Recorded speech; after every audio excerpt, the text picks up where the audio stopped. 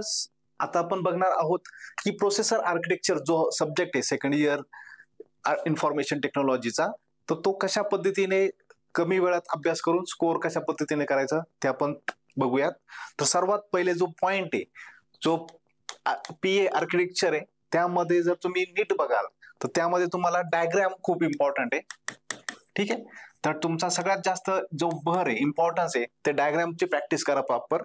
तर diagram indicates full marks. तर कुठल्याही जेवढं काही इंटरफेसिंग डायग्राम आहेत, LCD, ADC, temperature sensor, okay, तर त्या डायग्राम प्लस युआरची डायग्राम, एलईडी इंटरफेसिंगची डायग्राम, तर प्रत्येक क्वेश्चन मध्ये तुम्ही डायग्राम काढू शकतात, अशा पद्धतीने आहेत.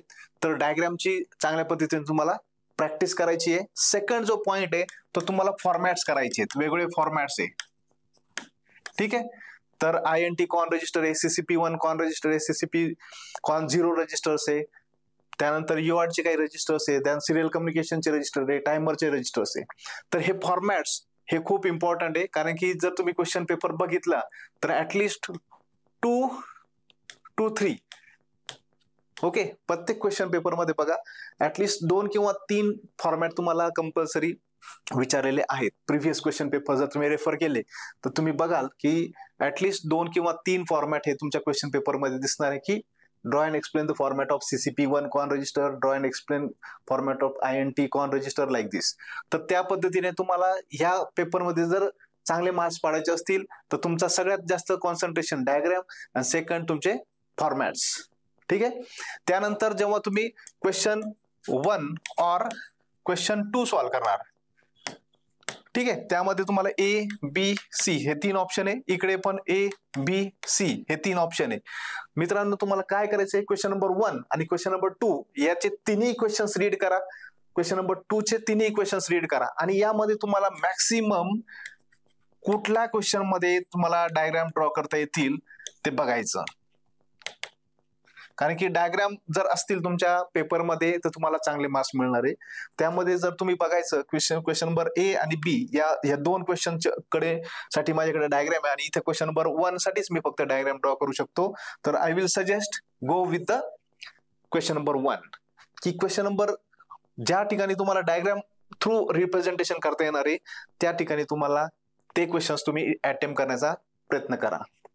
ठीक आहे, आणखी एक सल्ला असा असेल की क्वेश्चन 1 ABC, जर तुम्ही क्वेश्चन नंबर 1 घेतला असेल तर त्याचा कन्झिक्युटिव्हली ABC सॉल्व्ह करा. क्वेश्चन नंबर 4 असेल तर त्याचा ABC सॉल्व्ह करा. असं करू नका की क्वेश्चन नंबर 1 चा A सॉल्व्ह केला, B सॉल्व्ह केला, नंतर क्वेश्चन नंबर 4 चा A सॉल्व्ह केला, B सॉल्व्ह केला, नंतर क्वेश्चन नंबर 1 चा C सॉल्व्ह केला. तर हा सिक्वेन्स तोडू नका, कारण की आपल्याला वाटतं आपण टीचरला कन्फ्यूज करण्याचा प्रयत्न करू, पण इथे आपलं नुकसान होऊ शकतं. कधी कधी काय होतंय की एक्झामिनर कडून क्वेश्चन नंबर A आणि B चेक केला जातो, C चे मार्क्स तो काउंट करायचं नंतर विसरून जातो, कारण ते तुम्ही दुसऱ्या ठिकाणी लिहिलेले. तर ही एक इम्पॉर्टंट टिप्स आहे की क्वेश्चन नंबर 1 घेतला तर A-B-C, भले तुम्ही C-A-B कुठलाही सिक्वेन्स करा, पण तो जो क्वेश्चन नंबर 1 आहे तोच पूर्ण ABC कम्प्लीट करून घ्या. C-A-B केला तरी चालेल, सिक्वेन्स सुटला तरी चालेल, पण क्वेश्चन नंबर 1 आणि 4 किंवा 5 यांच्यामध्ये गफलत करू नका, सिक्वेन्शियली करा. कारण की हे मार्क्स पेपर चेक करण्याला तुम्ही जेवढा इझी द्याल तेवढं तुम्हाला मार्क्सचा त्याचा इम्पॅक्ट पडतो, प्लस काउंटिंगची एरर कमी होऊन जाते. तर ही एक इम्पॉर्टंट टिप्स लक्षात ठेवायची आहे. तर अशा पद्धतीने तुम्हाला पीए मध्ये मी सांगतो की चांगल्या पद्धतीने मार्क्स पाडायचे असतील तर सर्वात पहिले डायग्रामचं प्रिपरेशन करा, आणि हे जे फॉर्मॅट्स आहे या फॉर्मॅटचं प्रिपरेशन करा. इथे तुम्हाला 2 पद्धतीच्या डायग्राम आहे, एक आहे इंटरफेसिंग डायग्राम आणि दुसरे आहे block diagram. Okay, so block diagram of UART, ह्या ज्या डायग्राम्स आहे ह्या तुम्हाला चांगल्या पद्धतीने प्रिपेअर करायच्या आहेत. Okay, thank you.